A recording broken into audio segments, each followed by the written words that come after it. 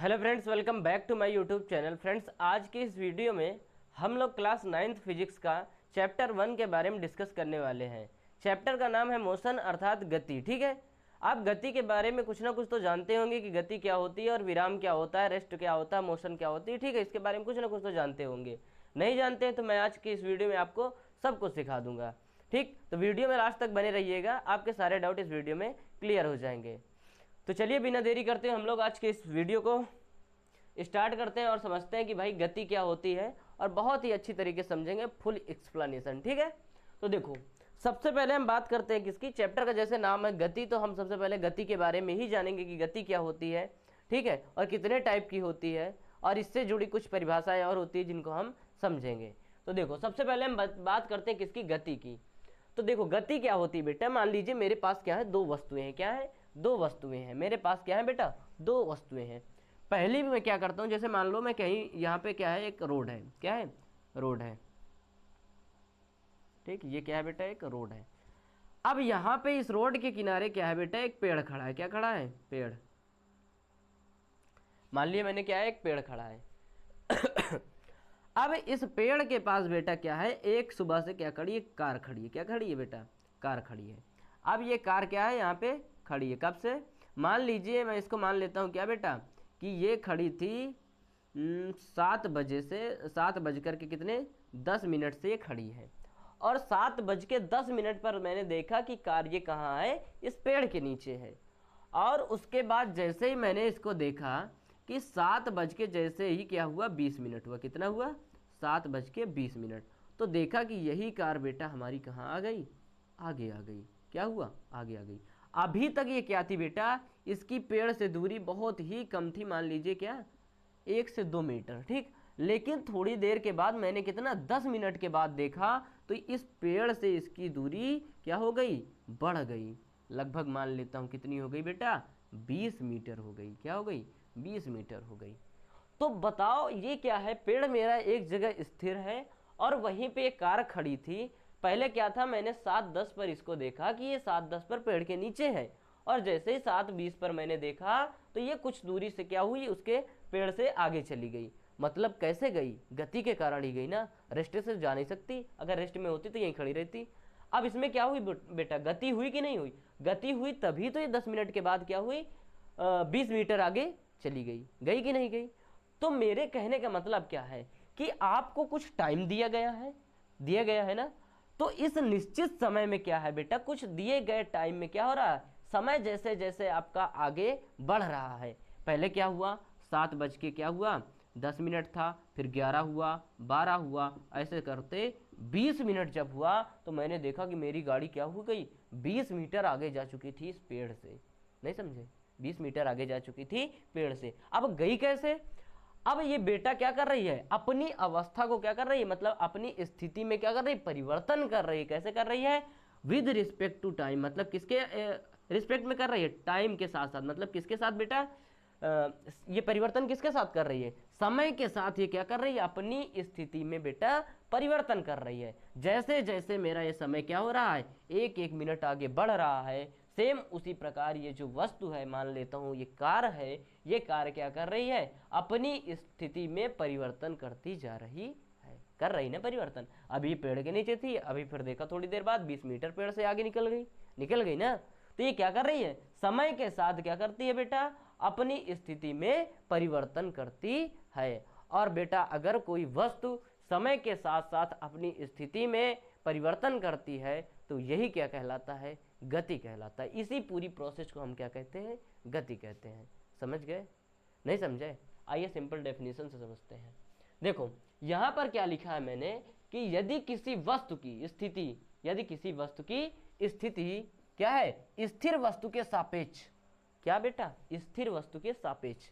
अब यहीं पर एक मैं बात करता हूं आपसे, रेफरेंस ऑफ पॉइंट। ठीक, निर्देश बिंदु की। निर्देश बिंदु क्या होता है बेटा, जैसे मान लीजिए कि मैंने क्या किया कि ये जो पेड़ है, मैंने इसकी जो ये वस्तु है और ये जो कार खड़ी है और ये यहाँ से पेड़ है, तो मैंने इसका मेजरमेंट कहाँ से करना स्टार्ट किया, पेड़ के पास से करना स्टार्ट किया। कहाँ से किया? पेड़ से किया ना।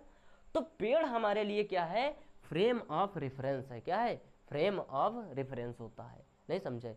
जहां से देखो फ्रेम ऑफ रेफरेंस होता क्या, सिंपल सी बात है कि वह बिंदु जहां से हम किसी वस्तु की स्थिति के परिवर्तन को क्या कर सकें, पता लगा सके या ज्ञात कर सके। जैसे मान लेता हूं कि यहाँ पर क्या है बेटा, मान लेता हूँ यहाँ पर बेटा मेरा घर है, क्या है, यहाँ पर मेरा घर है, और यहाँ पर मैं कह दूं कि यहाँ पर मेरा स्कूल है, कितने 2 किलोमीटर दूर मेरा स्कूल है। अगर मैंने कहा यहाँ पर मेरा घर है और 2 किलोमीटर बाद मेरा कहा बेटा स्कूल है, तो मैं क्या करूँगा, अगर मुझसे मेरे घर में कोई पूछेगा कि आपके घर से स्कूल कितने किलोमीटर दूर है, तभी तो मैं बताऊंगा कि 2 किलोमीटर दूर मेरे घर से है। अब ऐसा नहीं कि दुनिया में हर व्यक्ति अगर पूछे कि आपके घर से स्कूल कितना है तो आप 2 ही मीटर बता दोगे, ऐसा नहीं ना। हमें एक पर्टिकुलर पॉइंट की बात करनी पड़ेगी ना, कि किस बिंदु से आप कह रहे हो, कहाँ से कह रहे हो ना, इसकी बात है।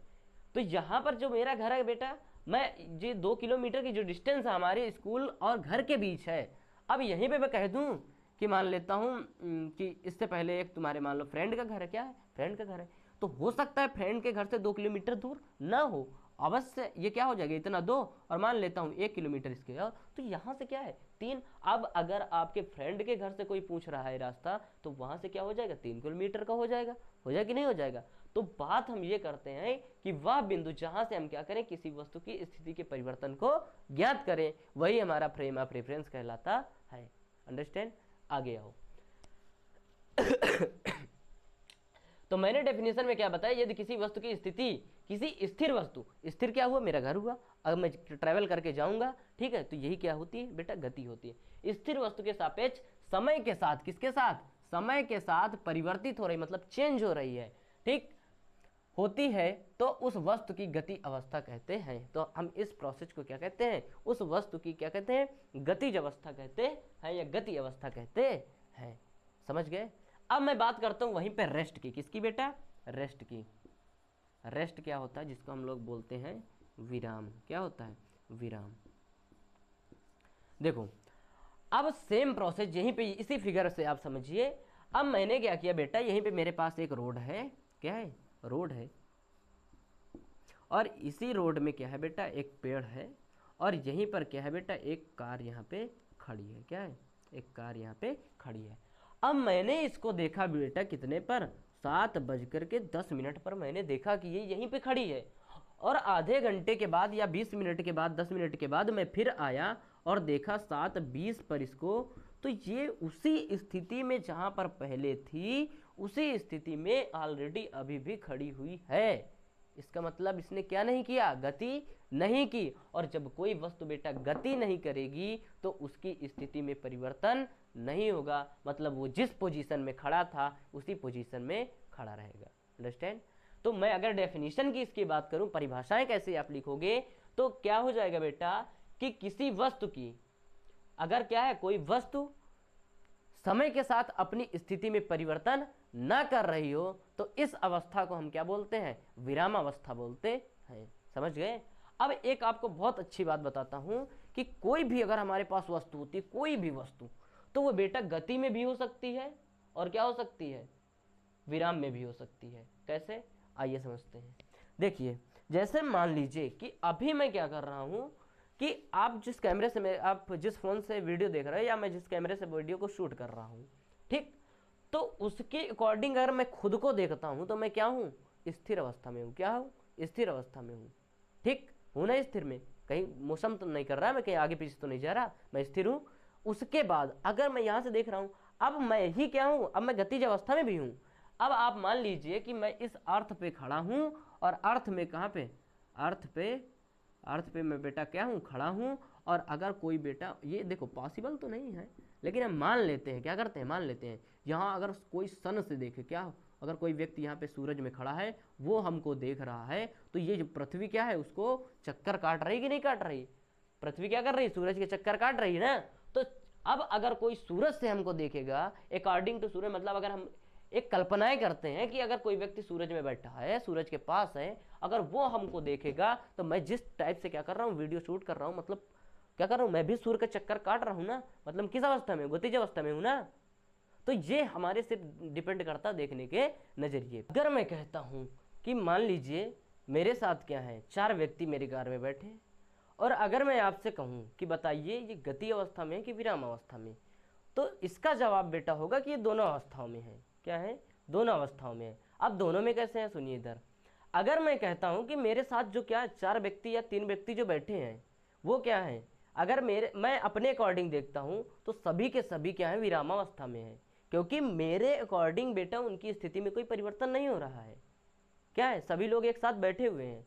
अब उसी के बाद मैं अगर आपसे बताऊं कि कोई व्यक्ति सड़क पर खड़ा हो और वो हमको देखे, तो हमारे साथ साथ हमारी कार भी क्या उसको गति अवस्था में दिखाई देगी, या कार के साथ हम चारों भी क्या हो जाएंगे, गति अवस्था में दिखाई देंगे। तो बेटा ये सिर्फ किसका कारण होता है, जो ये मोशन होती है बेटा, क्योंकि रिलेटिव होती है, आपेक्षिक गति भी इसमें होती है। हम देख कहाँ से रहे हैं, ठीक है, हमारे देखने के नज़रिए पे डिपेंड करता है कि अगर हम उसको देख किस एंगल से रहे हैं और कहाँ से देख रहे हैं। अगर वो वस्तु क्या है बेटा, जिस मूविंग बॉडी के अंदर है, जैसे मान लीजिए हम बस के अंदर हैं, तो बस के अंदर बैठे सभी यात्री क्या हो जाएंगे, विरामावस्था में होंगे। अब वहीं पे अगर मैं बात करता हूं कि अगर कोई रोड से उस व्यक्ति, कोई रोड में बैठा व्यक्ति क्या करे, अगर देख रहा किसको, बस को देख रहा है, तो उसके नज़र से क्या हो जाएंगे बेटा, सब के सब, यहाँ तक कि बस के साथ जितने यात्री हैं सभी के सभी उसको गति अवस्था में दिखाई देंगे। समझ गए ना आप? चलिए अब इसके आगे हम लोग समझते हैं बेटा, क्या इसके आगे हमारा टॉपिक है थोड़ा सा क्या, कि राशियां कितने टाइप की होती हैं, क्वांटिटीज क्या होती है, ठीक है, इनके बारे में डिस्कस कर लेते हैं क्योंकि आगे इनकी आवश्यकताएं आएंगी। ठीक, तो चलिए अब मैं बात करता हूं आपसे, अब मैं आपसे बात करता हूं बेटा किसके बारे में, कि हमारी राशियां कितने प्रकार की होती है, क्वांटिटीज जो होती हैं। तो देखो अगर मैं बात करूं कि जो भौतिक राशियां होती हैं, ठीक है, जो फिजिकल क्वांटिटीज हमारी होती हैं वो 2 प्रकार की होती हैं। क्या होती हैं? 2 प्रकार की होती हैं। सबसे पहले इसको जानने से पहले मैं थोड़ा सा और आपको बताना चाहूँगा कि जैसे मान लीजिए हमारे पास क्या है, कोई भी राशि है, ठीक है, तो कोई भी अगर हमारे पास क्या है बेटा, फिजिकल क्वांटिटीज है, क्या है, फिजिकल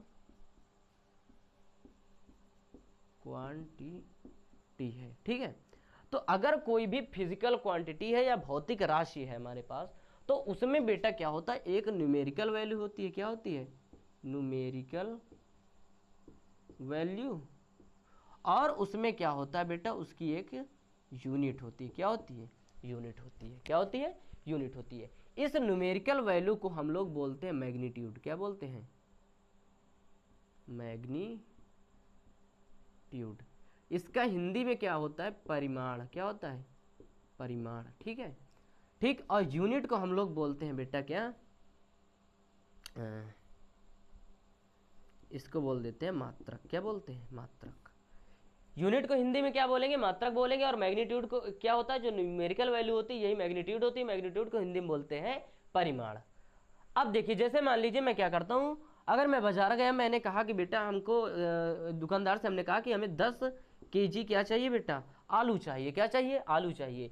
तो बेटा ये जो 10 है यही आपकी क्या है, न्यूमेरिकल वैल्यू। क्या है? न्यूमेरिकल वैल्यू है। और यहाँ पे ये जो केजी है ये क्या है बेटा, यूनिट है। क्या है? यूनिट है, ये मात्रक है। तो अगर कोई भी दुनिया की कोई भी भौतिक राशि है तो उसमें क्या हो जाएगा, कोई भी फिजिकल क्वांटिटी है, भौतिक राशि है, तो उसमें एक उसकी न्यूमेरिकल वैल्यू होगी और दूसरा उसका क्या होगा, एक होगा मात्रक। क्या होगा? मात्रक होगा। ये समझ गए आप? अब इसके बाद देखते हैं, अब देखिए इसके आगे का,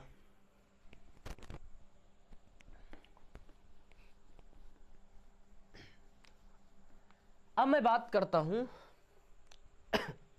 अब मैं बात करता हूं बेटा कि जो राशियां होती, क्वांटिटी होती, कितने टाइप की होती। तो पहला हमारा आता है क्या, वेक्टर। क्या आता है? वेक्टर।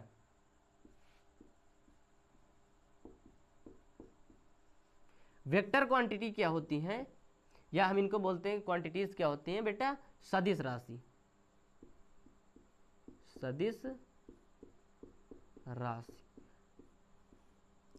अब इसके नाम से आपको पता चल रहा होगा कि सदिश मतलब क्या है बेटा, जिसमें क्या हो, डायरेक्शन हो, और डायरेक्शन के साथ साथ क्या हो उसका बेटा, मैग्नीट्यूड भी हो। तो मतलब वे भौतिक राशियां, लिख सकते हैं हम लोग, वे भौतिक राशियां जिन्हें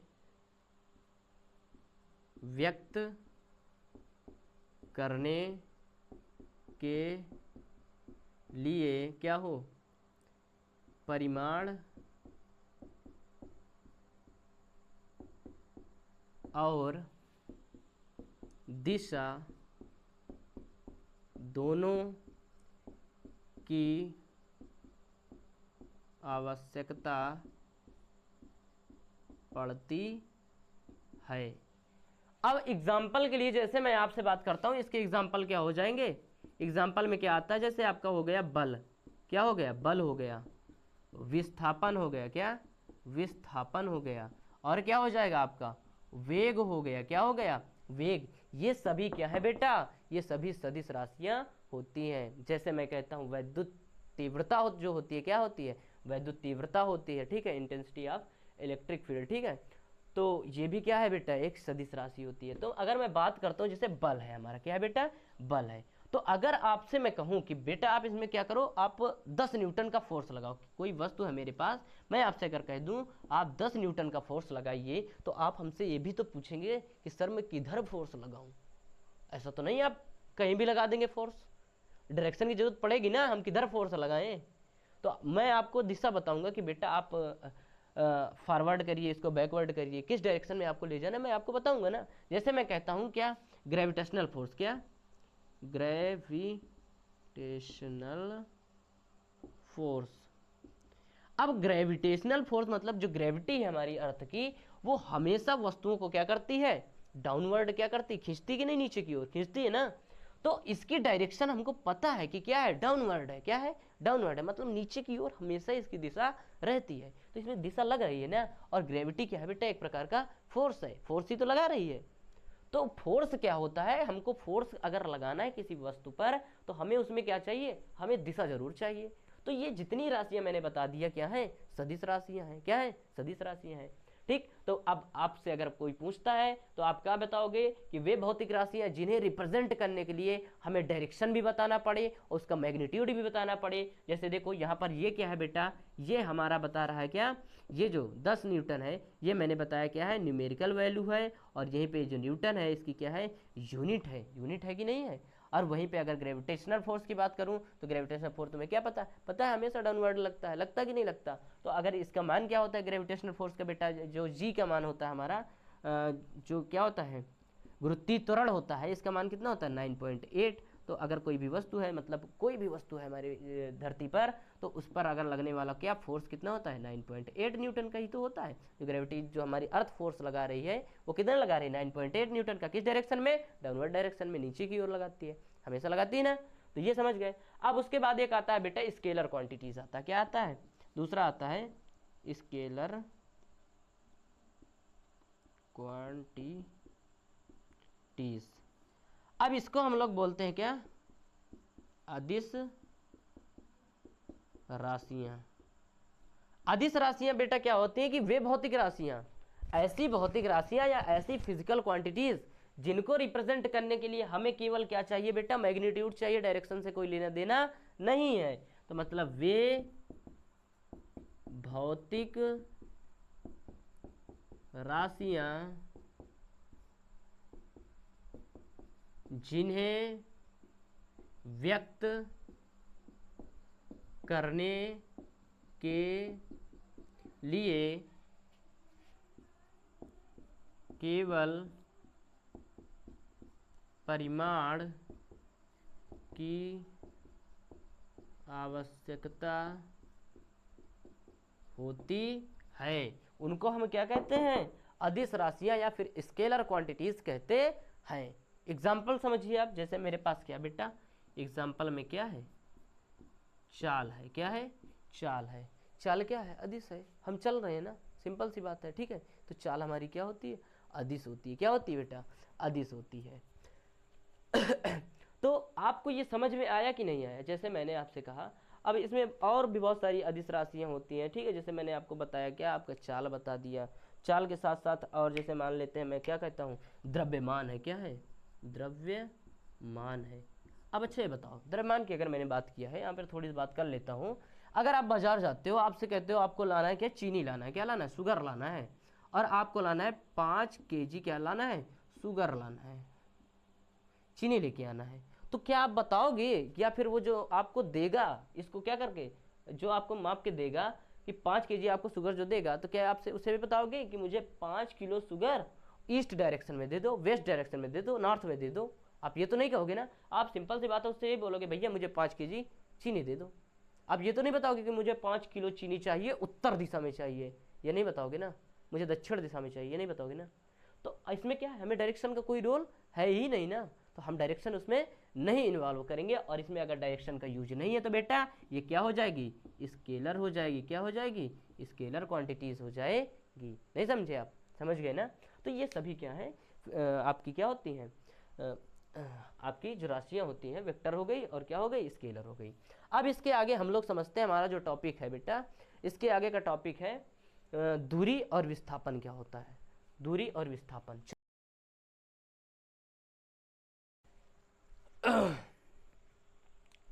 दूरी।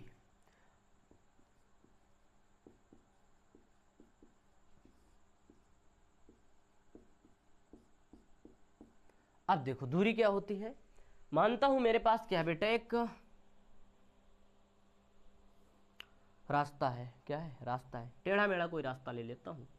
यहाँ से ऐसे ऐसे ऐसे ऐसे करके ऐसे ऐसे गया, गया ना यहाँ पे मैं गया, यहाँ से पॉइंट ए से मुझे बी जाना है। क्या करना है, मुझे पॉइंट ए से जाना है बी तक जाना है। अगर मुझे पॉइंट ए से बी तक जाना है तो बताओ मैं इसी रास्ते से तो जाऊंगा, ऐसा नहीं है यहाँ पे। अब मान लेता हूँ किसी का घर भी पड़ रहा है, क्या पड़ रहा है, घर यहाँ पे पड़ रहा है किसी का, और यहाँ भी घर बने आराम से। हाँ, यहाँ पेड़ है बहुत सारे, क्या है, पेड़ है ऐसे। तो अब यहाँ तो तुम चढ़ के निकल नहीं जाओगे, सीधे में निकल जाऊंगा। तो मुझे इस रास्ता को क्या करना पड़ेगा, फॉलो करना पड़ेगा ना ऐसे। इस रास्ते को क्या करना पड़ेगा, मुझे फॉलो करना पड़ेगा यहाँ जाने के लिए। तो मैं इसी टेढ़े मेढ़े रास्ते में सांप जैसे अपनी गाड़ी को नचाता हुआ चला जाऊंगा।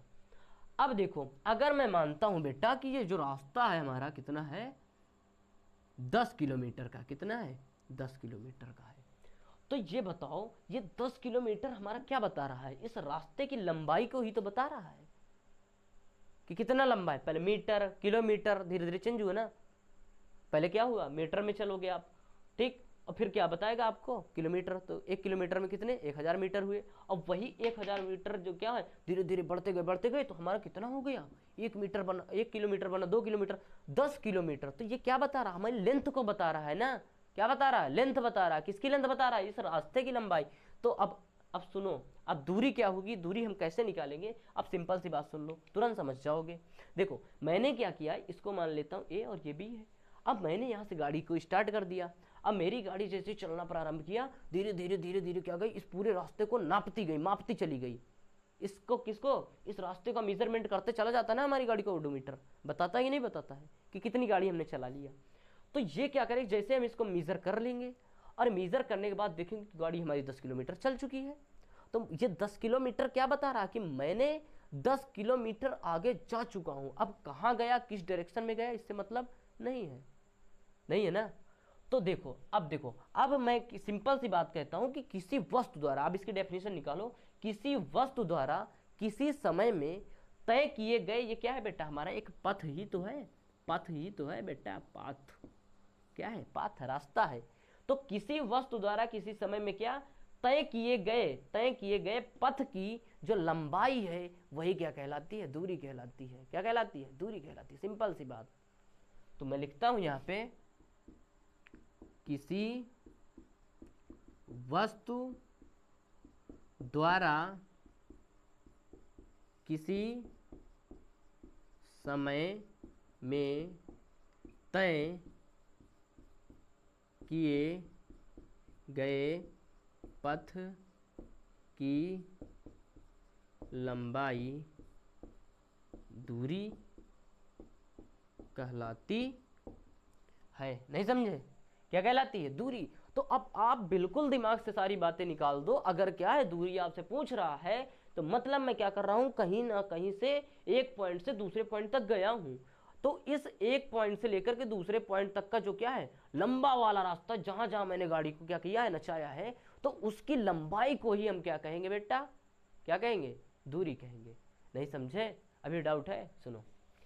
अब अगर मैं बात करता हूं बेटा इसकी यूनिट के बारे में, क्या इसकी यूनिट क्या होती है, अगर मैं यूनिट के बारे में बात करता हूँ तो इसकी यूनिट क्या होती है, मीटर होती है। क्या होती है, मीटर होती है। समझ गए, क्या होती है बेटा, इसकी यूनिट क्या होती है, मीटर होती है। क्या होती है, मीटर होती है।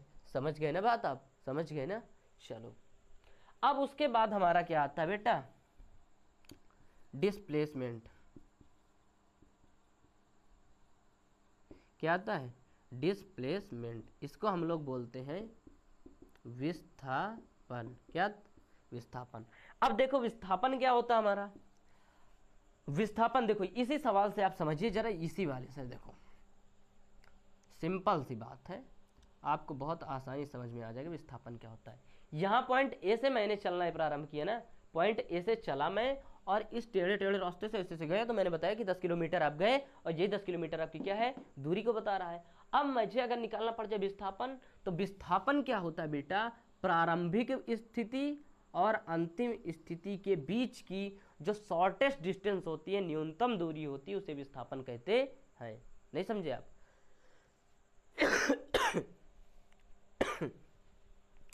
सुनिए इधर, मैंने क्या कहा कि किसी भी रास्ता, कोई भी रास्ता हो, जैसे मान लीजिए रास्ता देखो कितना टेढ़ा मेढ़ा, मैं अगर टेढ़े मेढ़े रास्ते से जा रहा हूं तो क्या है, सिंपल सी बात है, दूरी है। अब मैं क्या कर रहा हूं, छोटा वाला रास्ता ढूंढ रहा हूं कि भाई इस पॉइंट से लेकर के मैंने एक सीधी रेखा खींच दिया और कहां तक, जहां तक मैं गया, तो इसके बीच की जो क्या है, शॉर्टेस्ट डिस्टेंस, सबसे छोटा रास्ता यही होगा ना। अब इसको ऐसे ऐसे बनाऊंगा तो ये भी बड़ा हो जाएगा, ऐसे और इसके बगल से ले जाऊंगा ये भी बड़ा हो जाएगा, तो सबसे छोटा रास्ता बेटा क्या होगा, यही वाला तो होगा ना, ये जो मैंने लाइन खींची है यही क्या होगा, सबसे छोटा रास्ता होगा ना। तो शॉर्टेस्ट डिस्टेंस कहाँ हमको निकालना है, इनिशियल पोजीशन टू कहाँ तक की, इनिशियल पोजीशन से लेकर के फाइनल पोजीशन के बीच का जो शॉर्टेस्ट डिस्टेंस होता है वही हमारा क्या कहलाता है, डिस्प्लेसमेंट कहलाता है। मतलब कि प्राथमिक स्थिति, जो प्रारंभिक स्थिति है और अंतिम स्थिति के बीच की जो न्यूनतम दूरी होती है वही हमारा क्या होता है, विस्थापन होता है। नहीं समझे आप, वही क्या होता है, विस्थापन। तो आप लिखोगे क्या कि प्रारंभिक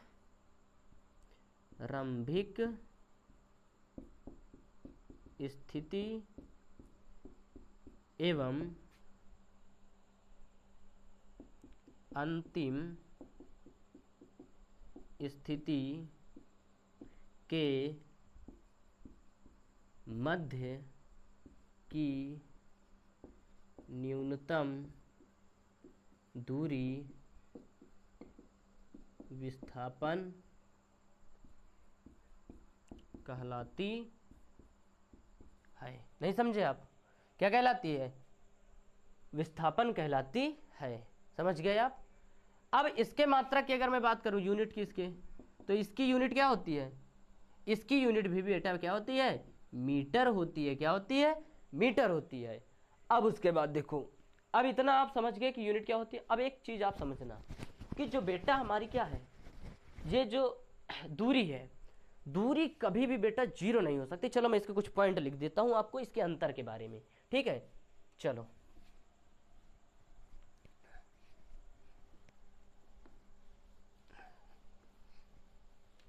एक जैसे मैं पहले सवाल ले लेता हूं फिर उसके बाद बताता हूं। जैसे मान लीजिए मैंने क्या किया बेटा,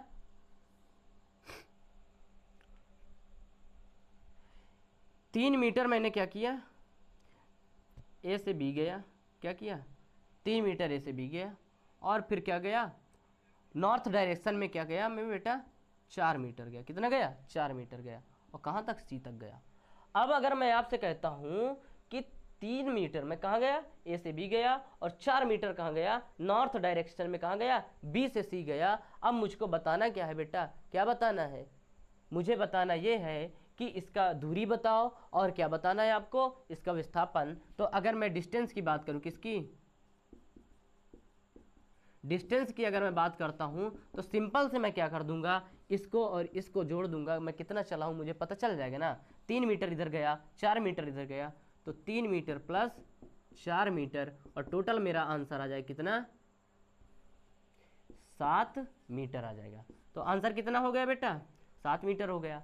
अब अगर मैं बात करता हूं कि आप मुझे डिस्प्लेसमेंट बताओ, तो मैंने अभी तुमको बताया इनिशियल पोजीशन से फाइनल पोजीशन में कहां तक गया और कहां तक आया, ठीक। तो ये फाइनल पोजीशन मेरी क्या है, सी तक है, तो सी के बीच की शॉर्टेस्ट डिस्टेंस क्या हो जाएगी, यही होगी ना, यही होगी ना। और आप देख रहे हो एंगल यहाँ पे कितना बन रहा है, 90 डिग्री क्या बन रहा है, 90 डिग्री बन रहा है। तो मैं क्या कर दूंगा यहाँ पे पाइथागोरस पर मैं नहीं लगा दूंगा, तो क्या हो जाएगा बेटा, AC स्क्वायर बराबर हो जाएगा AB का स्क्वायर प्लस BC का स्क्वायर। तो AC आपको दिया नहीं है तो आप क्या करोगे, 3 का क्या कर लोगे, स्क्वायर कर लोगे प्लस 4 का स्क्वायर कर लोगे।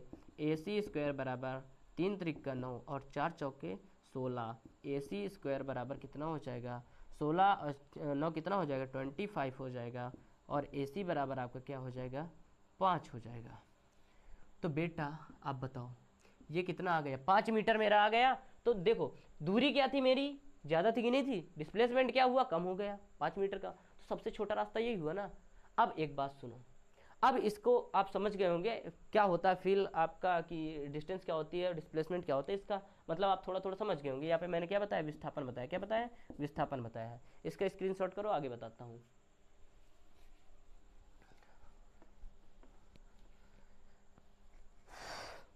अब अगला क्या है बेटा, डिफरेंस इनके बीच में, डिफरेंस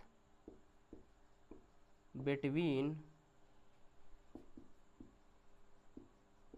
डिस्टेंस एंड डिस्प्लेसमेंट। मतलब बेटा हमको क्या बताना, अंतर बताना है, किसमें किसमें बताना है, difference between distance and displacement. इन दोनों के बीच में हमको दूरी और विस्थापन के बीच में क्या बताना है, हमको बताना है, अंतर बताना है। तो चलो इधर मैं बात करता हूँ डिस्टेंस की, किसकी, डिस्टेंस की, और इधर बात करता हूँ किसकी, डिस्प्लेसमेंट की। तो देखो मैंने आपको सिंपल पहले बताया था, पहले पॉइंट में आप लिख दोगे कि किसी समय में तय किए गए पथ की लंबाई, जो हमारा क्या है बेटा, तय किए गए पथ की लंबाई जो होती है वही हमारी क्या होती है, दूरी होती है। दूरी कहलाती है। अगर इधर मैं पहले पॉइंट की बात करूं तो प्रारंभिक स्थिति एवं अंतिम स्थिति के मध्य की न्यूनतम दूरी क्या कहलाती है, विस्थापन